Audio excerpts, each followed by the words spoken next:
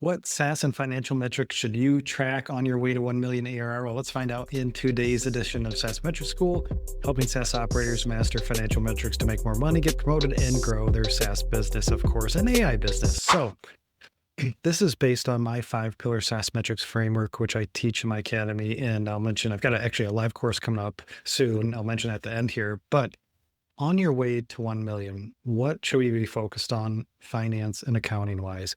Well, first, the accounting foundation is so important to get this set up properly, whether you're in QBO, QuickBooks Online, Xero, whatever accounting solution you're using, doesn't matter.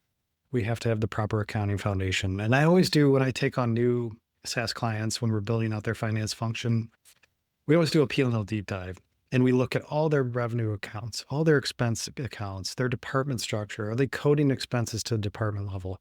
So we have to, what I say, SaaSify our accounting foundation. This is so important because this will set us up for success when we create our SaaS P&L and when we really rely on our SaaS P&L to understand the economics of our business. So first, accounting foundation. And I assume either you're closing the books or you're using an outsourced bookkeeper. So try to close the books by at least mid-month. So you have that financial data. If it's faster, even better. So first, SaaSify your accounting foundation. Then bookings data. So those executed contracts with your customers. And if you're, hey, Ben, I don't speak the bookings language. We don't have a CRM system. We don't talk closed won. Well, we still need to derive our bookings data from our MR waterfall. I'll explain that in a second. So bookings data, this is one of the biggest SaaS data mistakes that I see. It's one of 4 key SaaS finance data sources that I talk about in my academy and on my blog. And we have to track executed contracts, the new ARR coming, the incremental expansion ARR coming. And also if customers are new and they contract, we also have to track that contraction. So, and we have to track this by revenue stream, subscription, committed usage, services, managed services, hardware. That bookings data, one, for performance tracking, commission payouts, but also that feeds pillar 5 of my SaaS Metrics Framework, which is our go-to-market efficiency metrics. Without bookings data, forget understanding the ROI on your sales and marketing investment. So the second thing, bookings data. Then as we're scaling, we're landing customers, maybe expanding. Maybe we don't have that in the product roadmap yet to expand customers. Now are we keeping our customers? What's the health of that recurring revenue in the form of retention calculations? So gross revenue retention, net revenue retention, renewal rates, customer/logo retention.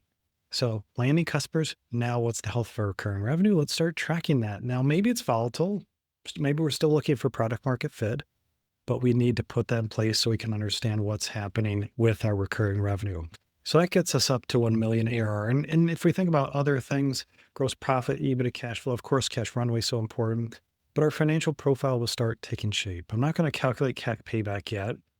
And also one note on retention. Now, if you have 10 enterprise customers paying you $100K a year for $1 million, well, retention may be going to be less applicable. We're still going to track it, but if you have 1,000 users at a low price point, wow, that's really applicable then. Then we should be definitely tracking retention. Then it scales from there. I won't cover it in this podcast, but then we're looking at our financial profile, margins by revenue stream, rule of 40, EBITDA, then looking at go-to-market efficiency metrics and org efficiency. So as we scale, we start putting more financial tools in place to understand the economics of our business because that native QBO zero P&L just doesn't cut it. We can't manage our business just with that, with a recurring revenue business. And mention a course. So October 7th, kicking off the SaaS Metrics Foundation course. And it's split into 4 phases now to make it more actionable and affordable. I'll put a link in the show notes if you're interested. That kicks off October 7th. And you get on-demand instant access to all content in that phase, or you can sign up for all phases. And then we'll also have live sessions. So again, I'll put that in the show notes. And then quick recap, the metrics to track on the way to 1 million. Make sure you've satisfied your accounting foundation. Track that bookings data. I don't care if it's in spreadsheets. Maybe you don't need a CRM system yet. And then calculating retention. So I hope you found value in today's episode. Really appreciate your time.